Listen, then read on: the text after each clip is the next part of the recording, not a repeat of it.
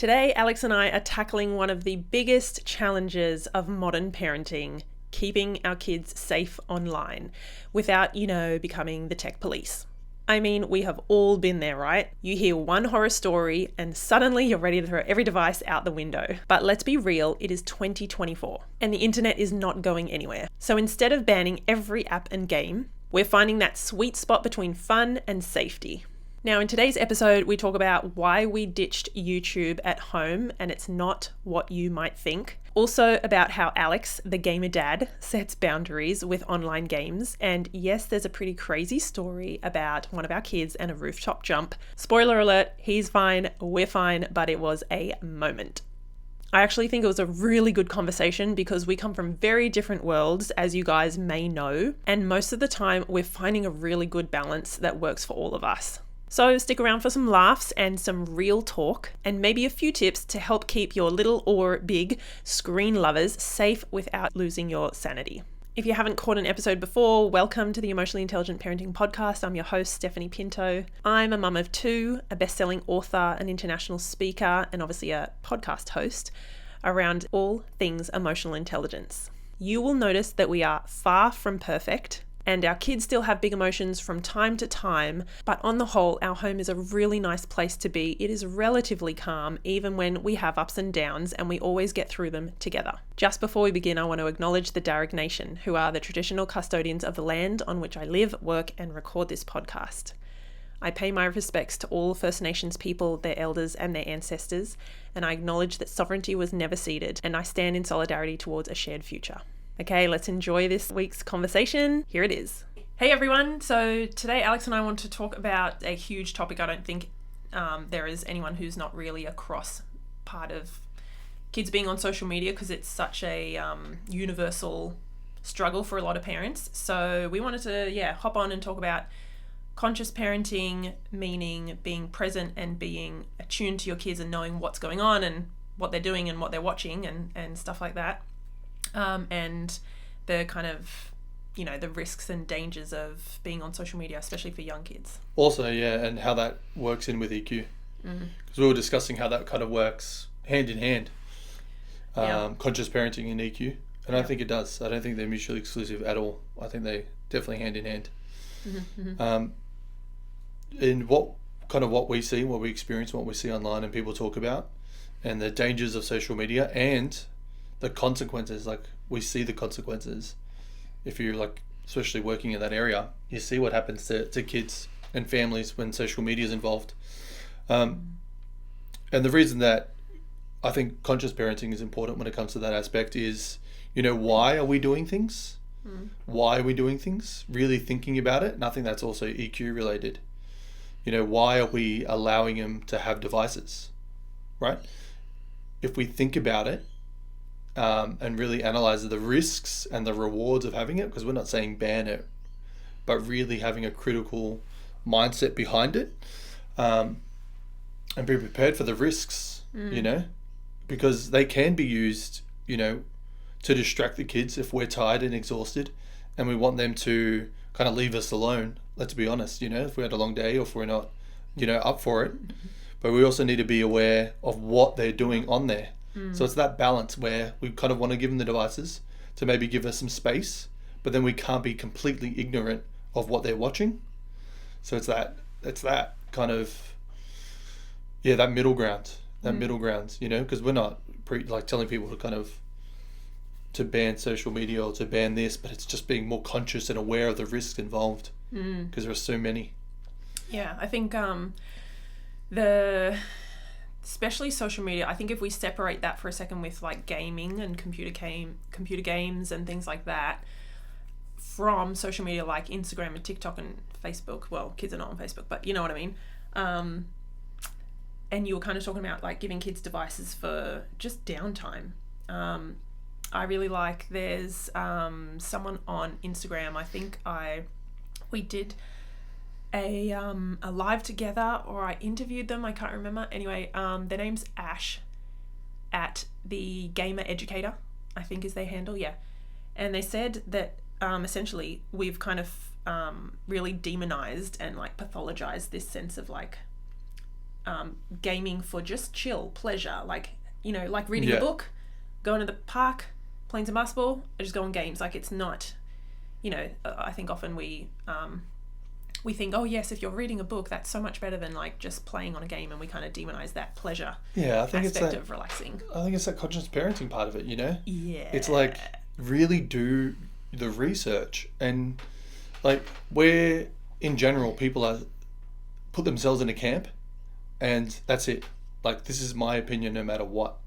Yeah. If we can just be a bit more flexible with everything and really analyze and be that conscious parent and go, hey, how bad is this for my kid, or what are the risks, and really do the research and find out, rather than kind of, I know it sounds silly because we're on a podcast, but listening to other people, like actually make your own opinion So and see the benefits and the pros and cons of having devices and using devices or playing games. So before our son had a computer, he, like, there are games out there like Fortnite and things like that, right? And I was like, oh, I don't really want him to have a computer. That's going to suck up all his time. He's going to get addicted. Like, I had that mindset Yeah. because we had one, I mean, this was in the 80s and 90s, one computer growing up, we all had to share it. And really, we had like 2 games, Commander Keen and some other racing game. Yeah. And I had every game. obviously totally different. Yeah, so he's obviously very different background, very different childhood and everything. Heaps of games, big gamer, like total opposite for me. So I had this mindset, which I think is really helpful to acknowledge when you're like co-parenting with another person, regardless of whether you're still together or not. Like, you're going to have different beliefs and values and like upbringing, you know, paradigms around Everything. games and social media, okay, everything. But like, yeah, in this context, like, is Yeah. I mean, this is obviously about social media we're Yeah. talking about. Yeah. But there's so many other kind of parallels to it. I mean, I'm going to tell a silly story, and I hope you keep it in. I might delete it.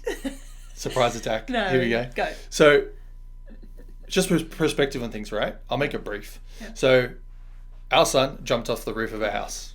Do you remember this? Right? Now, I brought it up as a story because I did it as a kid. I jumped off the roof of our house. And Steph was like, you're ridiculous. Why are you saying that kids are going to want to jump off the roof of the house, like onto the grass? And, she went in, like, you went inside. You said, I'm not being part of this. Like, and then, like, don't do it. And I was having a bit of a laugh and a giggle. Mm-hmm. And eventually our son got on the roof and jumped off the roof. And The roof of our house. So we were in a, it's not a we're in a two-story one-story house. Yeah, it's not that high. I don't know, what is it, 3 meters? Yeah. If that, I mean, yeah. Anyway, it's a roof. It's a roof, Continue.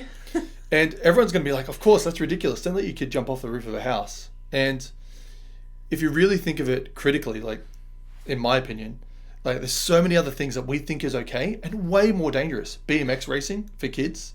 Like, they go on the BMX tracks, they've got to wear helmets. My son broke his collarbone. BMX racing.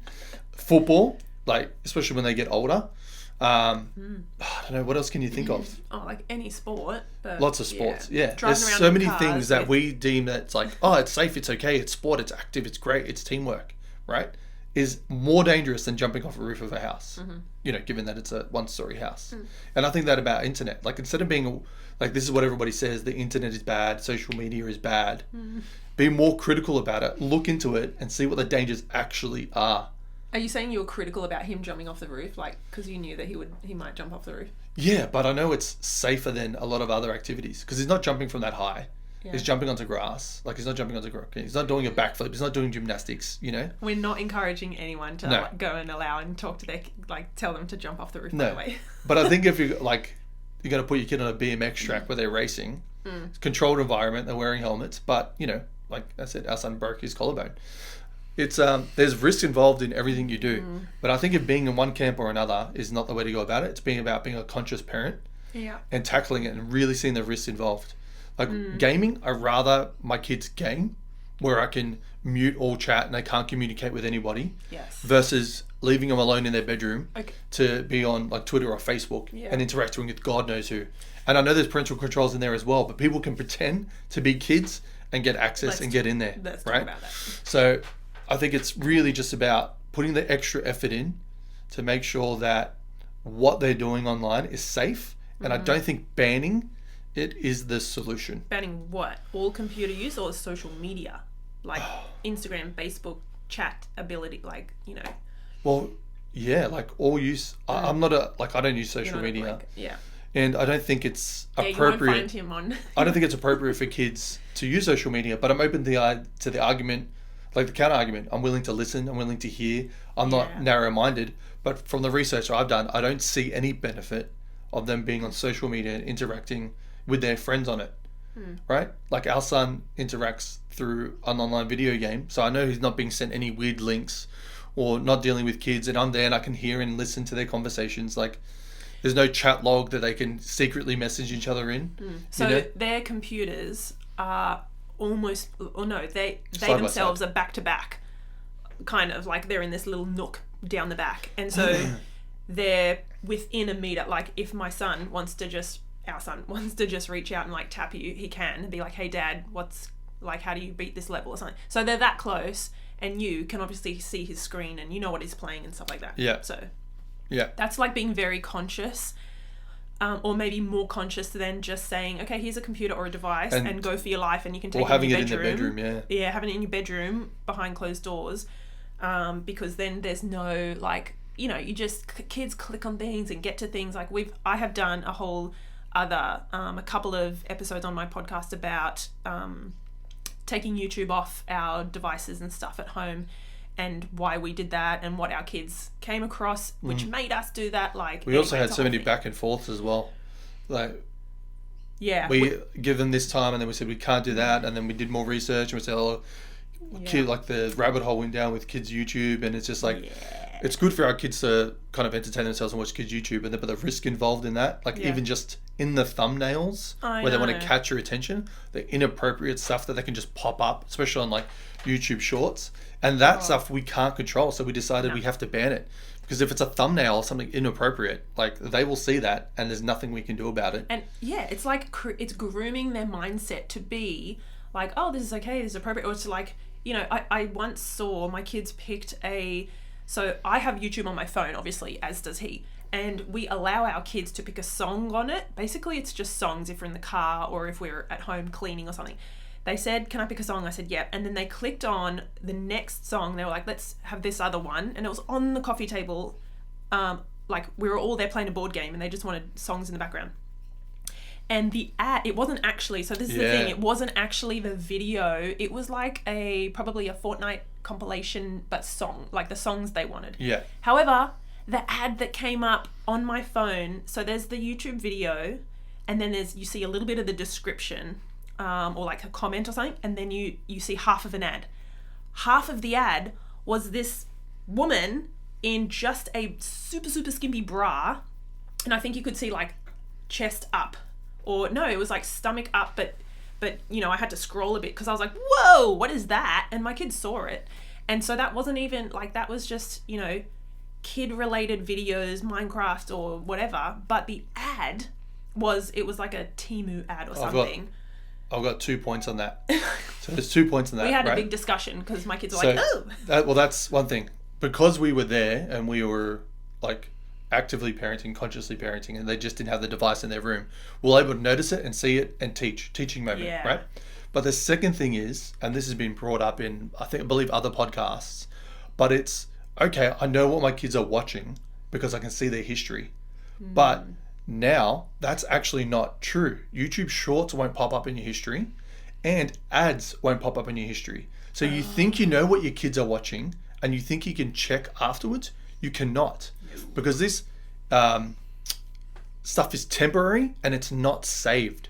Yeah. So you have no idea what little shorts they're watching or what ads they're seeing.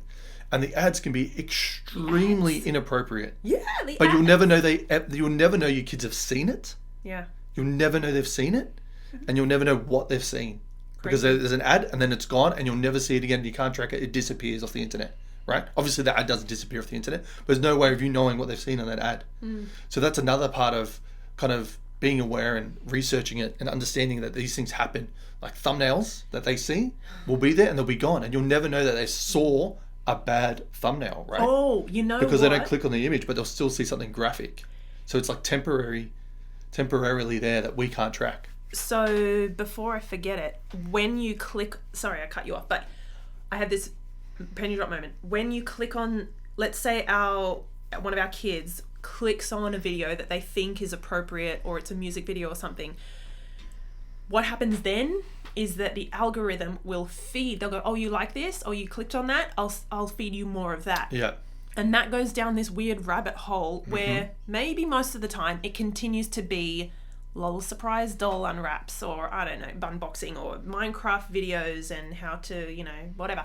But sometimes like they'll click on something, maybe an ad or something that is not appropriate basically, or it takes a different, anyway, and then the algorithm is feeding, like, there's all the suggested you might like what up next, like, our kids don't have the brain wiring, like the capacity to critically see like what is coming up, notice the difference. I think they just like, they're so glued and that's how they're supposed to be, but they don't critically think this isn't what I started watching, or this is weird. Do you know what I mean?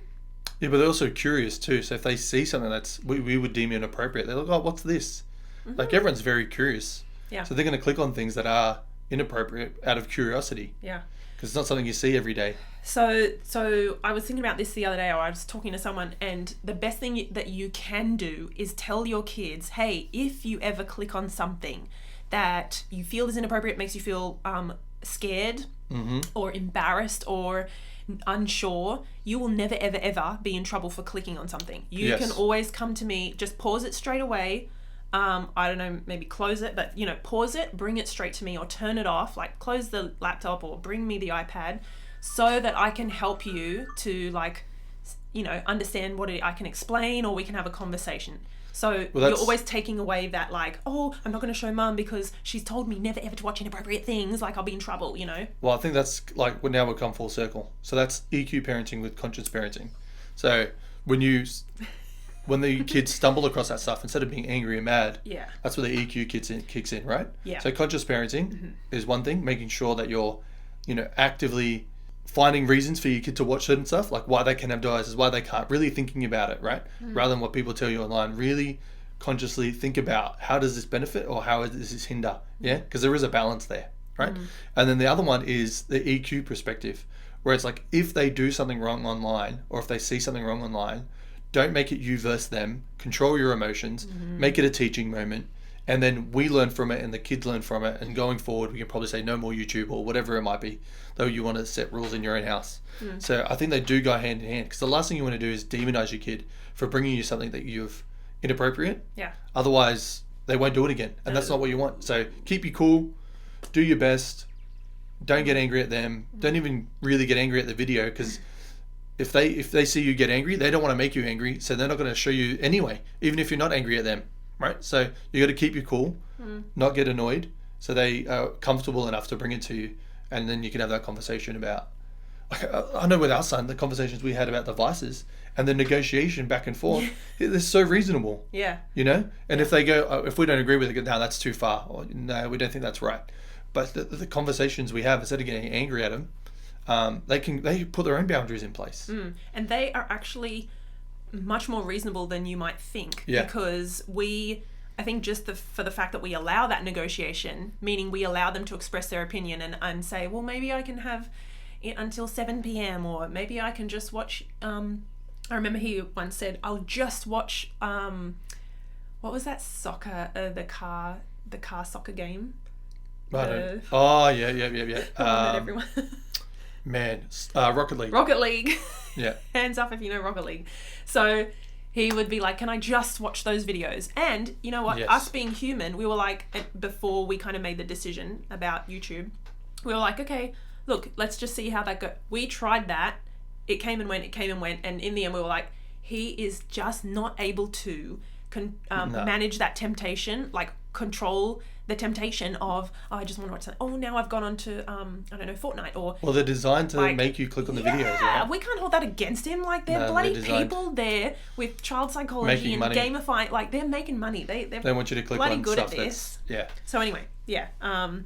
But to your point, I think the best thing is to, like you said, not blow up if your kids have seen something or clicked on something. Yes. But also to allow them to have their say. It doesn't mean... So when our son was like, I don't want to say arguing, but disagreeing and saying, but I want this, and come on, everyone else has it. Like, we didn't go, okay, you know, we're negotiating and you're allowed. Like, we still get the final say as the parents because we have the life experience and the like maturity cognitively to be like, we know there are risks out there that you couldn't even fathom and I don't want you to see yet. Yeah. So we get sometimes the final there's no say, second but chances. Sometimes yeah. they see something and there's no second chances. I know. But also the kind of consequences, we'll get into the kind of how we did it and stuff like that, which we don't need to, but you know, we gave him a chance and he failed, and then we gave him a chance and then he failed, and we had the conversation with him. We go, look buddy, this is something that you can't handle, something you can't control. We're going to have to get rid of it. And that happens with all sorts of stuff. We give them chances to kind of fail, where it's like, get it off your devices at a certain time. And then if they can't handle that, we'll go, well, tomorrow we're going to give you less time, or tomorrow you won't get your device because you can't handle it. And they'll say, oh, give me another chance, give me another chance. So we give them another chance, then they fail again. But then we say, look, if it's something that you can't control, we're going to have to either reduce your time or take it off you. And then you'll see that they understand that it's not personal. Yeah. We're not trying to get at them. We see that they've given chances. They know that they've failed. They know they've done the wrong thing. So taking YouTube away was very easy because we gave it multiple chances, multiple goes, and he saw he couldn't control himself. And it made way more reasonable to take it off him. Yeah, we kind of, like you said, showed him the game, the YouTube and everything. Like, that's making it really hard. Like, they're supposed to be like that, and it is too hard. Not his fault. It's we were kind of not blaming like YouTube and stuff, but we were almost like putting the responsibility on that rather than blaming or putting the responsibility on him. Like, you can't, you know, you always get too tempted and you're bending the rules and you never listen, and like throwing him under the bus. We were like, no, it's to do with the game, the computer, the YouTube and stuff. Like, that's where the fault lies. Do you know what I mean? They're designed to capture his attention, and they're young. Like, they don't stand a chance. Yeah. You know, we click on adults get clickbaited all the time. Yeah. You expect kids not to? Like, come on. How many times do we all find ourselves like doom scrolling? Well, not you, because you're not on social media. But Still I YouTube. like Facebook, Instagram and stuff. Like, how many times are you like, oh my God, 20 minutes has gone by and I've got to get the kids from school? Like, I don't think we've got much time left. 5 minutes. I kind of want to finish on this point. There's predators out there on social media with the same mindset as companies. They're predators. They want your kids' attention. They want to get into their DMs. They want to get into their feeds. They want to talk to them. They're predators, and they're going to do everything they can. They're going to fake profiles, fake ages, pretend they're somebody else, and that's what they're focused and interested on. And that's what you're competing against, like adults who are putting all their time and effort to get into your kids' DMs. Yeah. And you think you're being safe, but these guys, that's what they do.